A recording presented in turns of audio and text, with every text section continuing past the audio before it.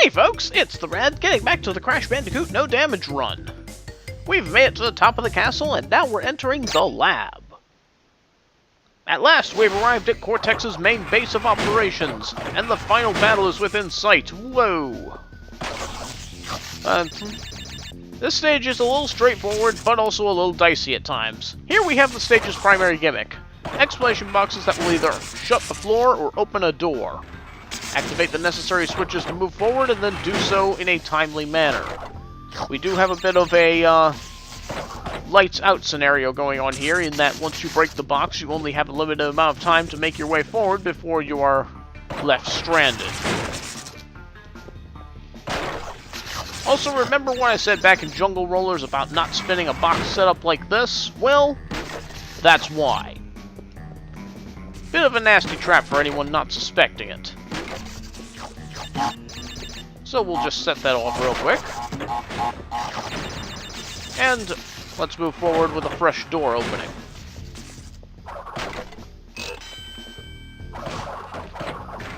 Up ahead we have an electrified lab assistant. Just don't spin into it while it's emitting electricity and you'll be fine. My friend Kaz absolutely hates the sound they make when they fall. Poor thing. Get past this blob and through the door. Oh, I shouldn't have done that yet. Let's wait for the next pass of electricity, and now let's move forward. Rush up to this beaker-throwing lab assistant before he bombs you.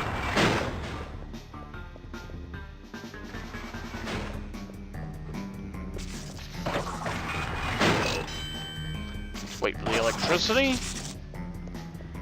Spin this guy 3 times to get him to the pit.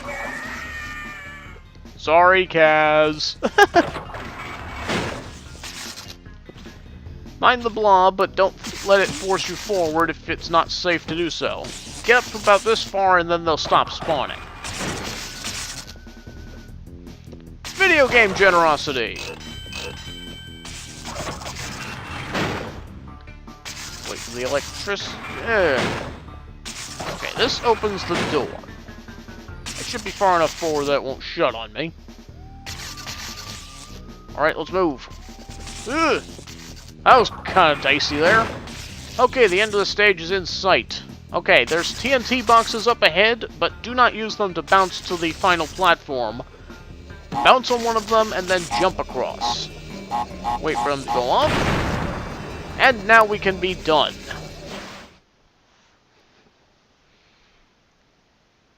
And that is all the boxes.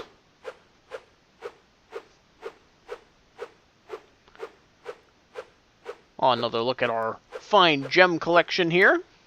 And we now have another colored gem, the yellow one.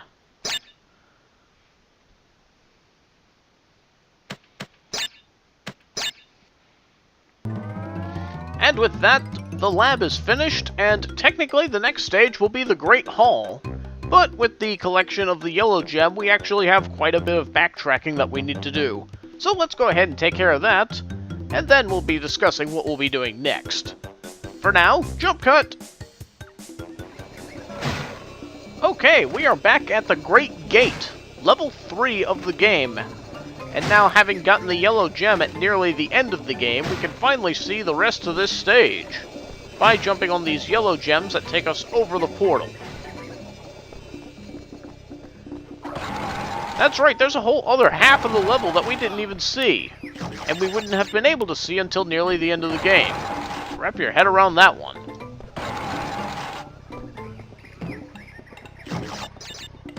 If I recall correctly, there were 8 boxes in this stage that we needed to find. So as we make our way to the right here, we'll find that the stage actually starts looking a bit more like the native fortress. You can use this bounce crate to get back here and get a 1-up if you're so inclined. It's not a shortcut or anything, but it's there. Wait for that spike to shoot up, and let's move forward. Excuse me. Be ready for this native here.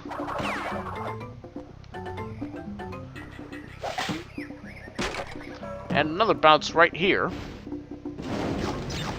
this one is a shortcut.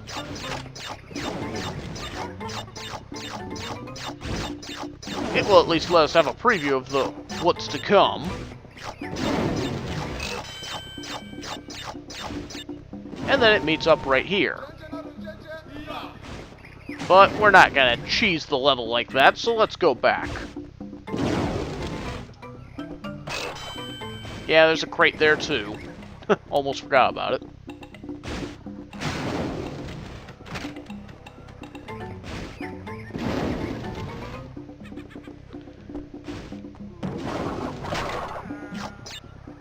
Alright. Let's carefully make our way forward. Excuse me.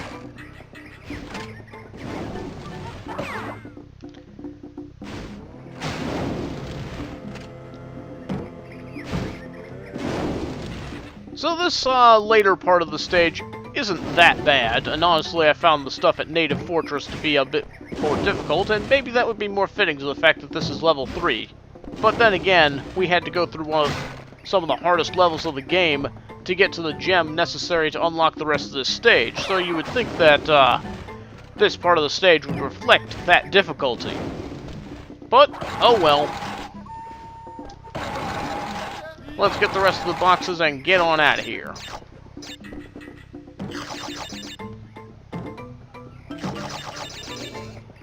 We have a few big bounces to make here.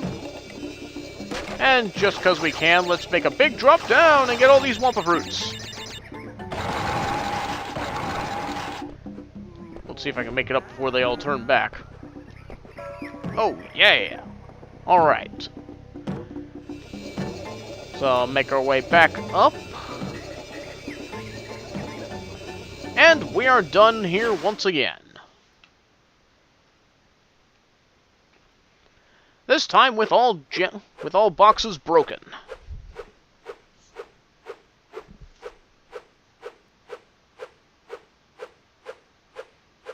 That is our 22nd gem.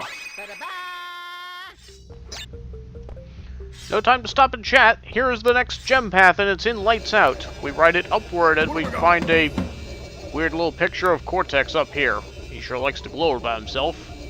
Here are the last 3 boxes that we need as well.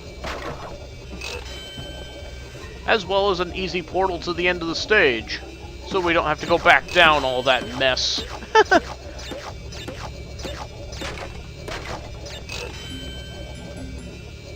Alright.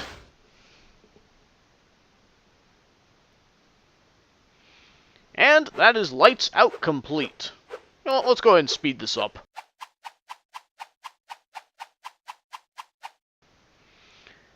And this time we have another colored gem, which means more backtracking to come.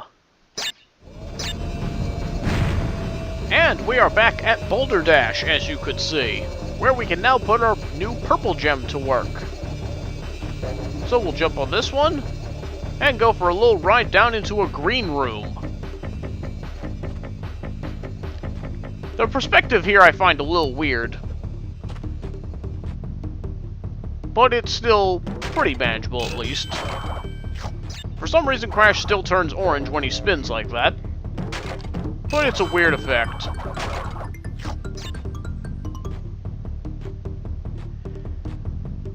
Be careful not to fall into these pits, and be mindful of this plant here. There's 2 of them, actually. I'm always worried about where I'm going to land in this, because everything looks so weird here. But there's plenty of video game generosity to be found here, so it's definitely worth a visit. Not as many as at Castle Machinery, but you know. Oop. I hope there was nothing up there. Funky pictures of Cortex and Brio here, though.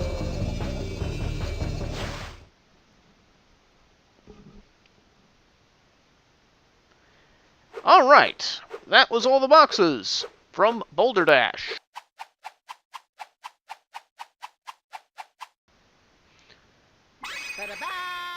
And another gem added to our collection, making us 97% complete. And with that, we're just about done with all the backtracking in this game. All the ones involving colored gems are finished, in fact. At least. So, with that, that's the end of this video, but we are not moving on to the Great Hall next. No, we need to tackle the other 2 stages that we unlocked using the keys. So, next time, we're going to backtrack to Wampa Island and play Whole Hog. I'll see you then! So this can be a bit of a tricky one to get all the boxes on. Take out these first 2 and then very carefully jump forward here and bounce on top of this one to hit another 1-up crate above. 2 of them, in fact. Then come down and take out the rest. A couple more bounce crates to bounce on. 1, 2, 3, 4, 5, 6, 7, 8, 9, bounce. 1, 2, 3, 4, 5, 6, 7, 8, 9, bounce. 1, 2, 3, 4, 5, 6, 7, 8, 9, bounce. And that is the end of the final Tawna bonus in the game. And we are 93% complete. We need to bounce up and get on top of the other... Oh! I gotta leave that one intact. So, much like how it worked in Lights Out, you don't have a lot of time to move forward once you activate one of these boxes. Oops! But remember to jump. We appear to be in one of Cortex's main working facilities, so we must be getting close now. Trap floor! We need to very carefully bounce on this crate and not take out the one above. Oh, missed it. Gotta land on the very edge of it. We'll also encounter some lab assistants. These ones are covered in electricity and make a weird sound when they fall. And I make a weird sound when I get hit. Nothing. One or the other. And you have to just simply run... Oh, God, that was bad. It's only gonna get trickier up ahead. Watch out for the beaker throwing... Oh, wow, you can aim those things. Well, I thought they could only lob them in, like, one spot. Like Hammer Brothers. Oh, well.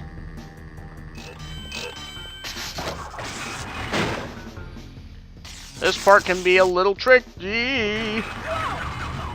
Oh, what? Crushed by the door. I've heard of having the door slammed in your face, but come on! Up ahead we have a lab assistant that is going to shock me. Don't stand around on this door for too long, but also wait for your right moment.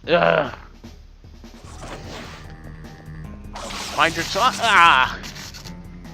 I wasn't minding my timing, clearly. Oh, what the? I didn't want to keep moving. Freaking spin momentum.